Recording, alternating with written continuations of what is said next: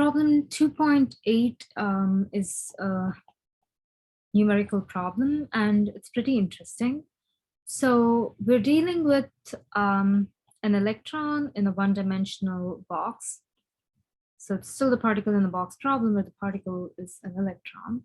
And the box has a length of 2 angstroms, with the left end of the box at x equals 0.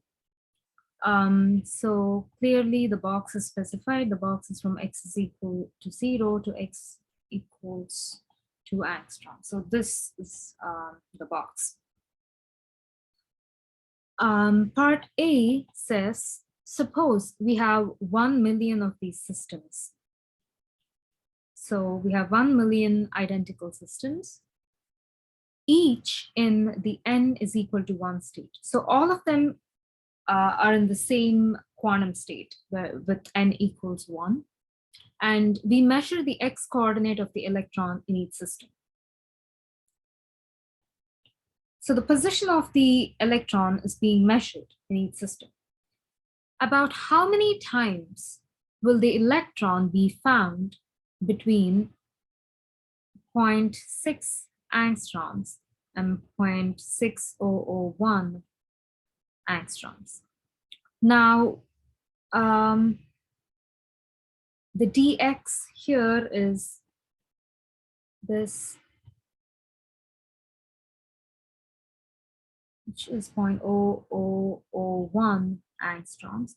So we can consider this, I'm sorry, never mind, there is a typo. So we're dealing with 6 angstroms and 0.601 angstroms. So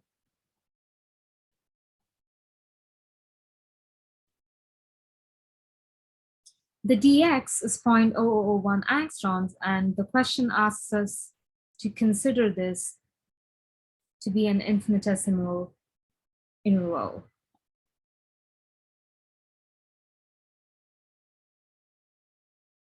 Okay, so what we are asked to do is to find out about how many times the electron will be found between these two values of the x coordinate when you measure the position of the electron.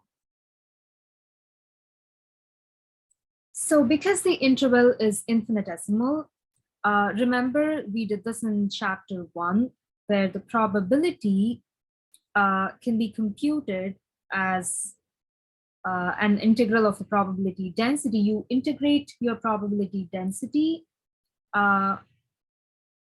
when the interval you're dealing with is not infinitesimal. Then you have limits of integration, and you integrate the density through infinitesimal values, or like intervals of dx. However, when you do have an infinitesimal interval, like in this case, you don't have to do the integral. The probability is just given as a product of the probability density times the interval, right? So in this case, all we know what dx is. It's 0.001 angstroms. We need to compute the probability density, or the psi squared. So the wave function is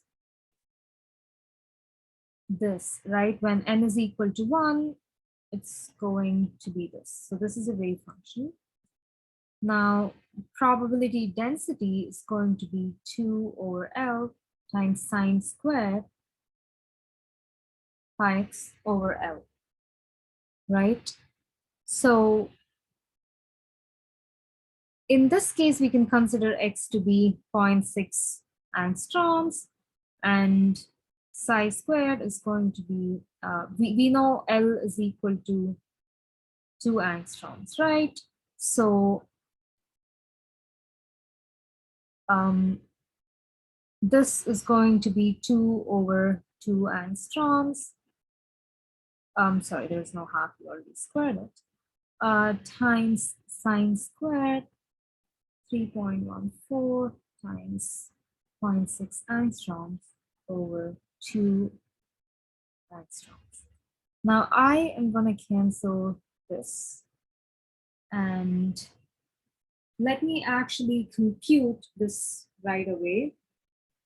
we're going to multiply 3.14 times 0.6 divided by 2. And we're going to compute sine of this value, and we're going to square this value. And I can cancel 2 and 2 here. So this will give me 0.65405 angstrom inverse. That's the probability density. Now the probability itself is going to be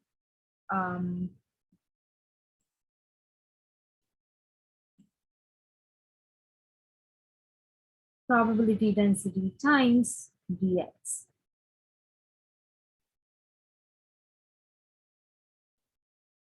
Times dx is 0.001 angstrom. So the units get cancelled out beautifully, and the probability as expected is unitless, right? So this will be 0.0065405. So this is going to be the probability, right? Now we know that there are a million systems. There are 10 to the power 6 or a million systems. And in a given system, the probability for one particular system, the probability of finding the electron between 6 angstroms and 6.001 angstroms is this value. So for 10 to the power 6 for a million systems, the probability is going to be 10 to the power 6 times 0.000654. So this is approximately 654. So this is the probability for 10 to the power 6 systems. And this tells us that when this measurement is made using 10 to the power 6 systems, 654 times, we're going to find electron between 6 angstroms and 6.001 angstroms. That's what that value tells us. Now moving on to part B. So suppose we have a large number of these systems. Let's say we have n systems. N is a very large value. We just don't know what n is, right? So I'm going to call it n. Each of them is in small n equals 1 quantum state. And we measure the x coordinate of the electron in each system and find the electron between 0.7 angstroms and 0.701 angstroms in 126 measurements. So let's say if we made n measurements, 126 of them show electron between 7 and 7.001 angstroms. In about how many measurements will the electron be found between 1 and 1.001 angstroms? So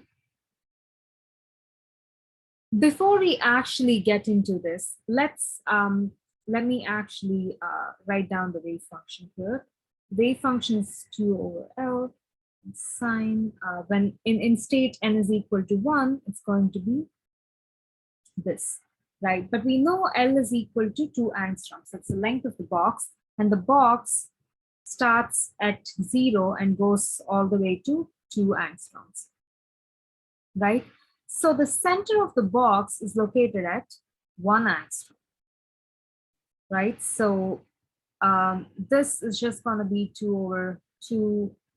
You're going to get this value is going to have a unit of angstrom raised to the power half. Anyway, so when you have a box of length 2 angstroms and the box starts at x is equal to 0 and goes all the way to x is equal to 2 angstroms, At x is equal to 1 angstrom is where you is where the center of the box is, right? And n is equal to 1 state tells you that the wave function has this form, right? So this tells you that at x is equal to 1 angstrom, you actually have the maximum probability of finding the particle at x is equal to 1 angstrom. That's what this tells us, right? And the probability density is given by this value, right? This is the probability density. Now, the probability density, if we want this to be maximum, this is only made possible when the sine squared term is maximum, right? And the maximum value that the sine squared term can take, sine square of some x or whatever, let's call it some y, it's going to be 1. Sine can go all the way from +1 to -1, right? And when you square this, you're always going to get 1. So that's the maximum value it can take. So when you have the maximum probability density at x is equal to 1 angstroms, you're going to have maximum probability, right? Maximum probability would mean you have maximum value that's possible for sine square pi x over L, which is nothing but 1. So the probability density here is going to be this times 1, right? So the probability of finding the particle in the interval between 1 angstrom and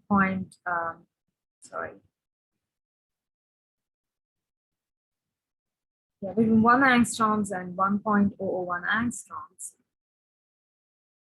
is going to be psi squared times dx, where dx is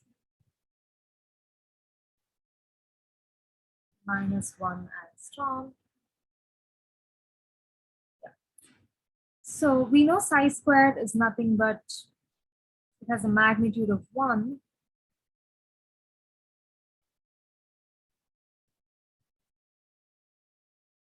So the probability is 10 to the power -3, right? So that's the probability.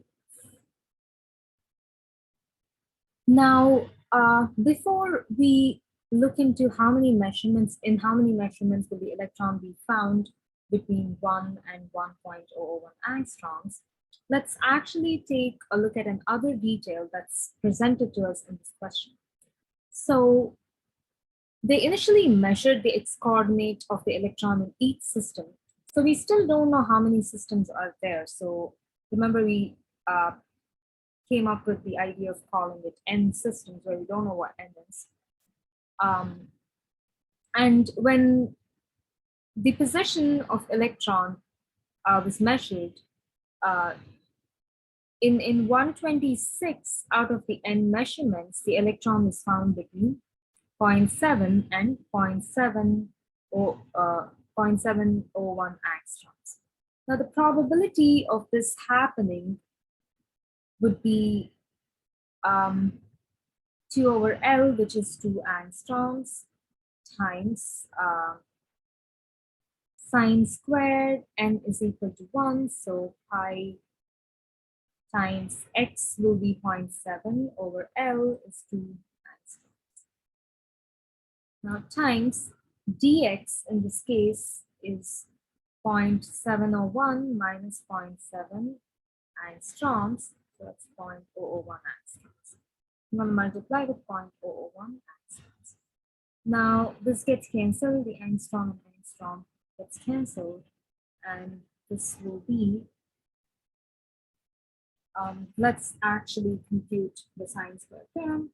So it's going to be 3.14 times 0.7 divided by 2.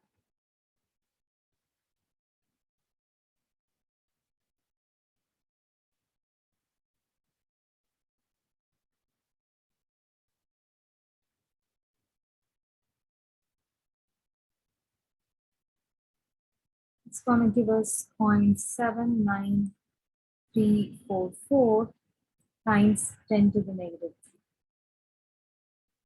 3. Okay, so in one particular system, the probability of finding the electron between 0.7 and 0.701 angstrom is 0.79344 into 10 to the negative 3. Now, when we have n systems, the probability would be n times 0.79344 into 10 to the negative 3. Or in these many measurements, you're going to find the electron in those positions. And we know that the value is 126. Out of 126, out of the n systems, 126 systems show or find the electron in this interval. So the value of n is going to be this, or 126 divided by 0.79344 is 8 into 10 to the power 3. Right, so this will be the value of n. Now the question is, in about how many measurements will the electron be found between 1 and 1.001 angstroms? So we know the value of n. How many out of n will show the electron between 1 and 1.001 angstroms? Now, for one system, the probability of finding the electron between 1 and 1.001 angstrom is given by 10 to the power negative 3, right? When you have n systems, that value will be n times 10 to the power negative 3. And we identified n to be 158.8 times 10 to the 3. Now these two values cancel out, giving us approximately 150. So in 159 measurements, out of 159,000 measurements, you'll find the electron to be between 1 angstrom and 1.001 angstrom. So the answer here is 159.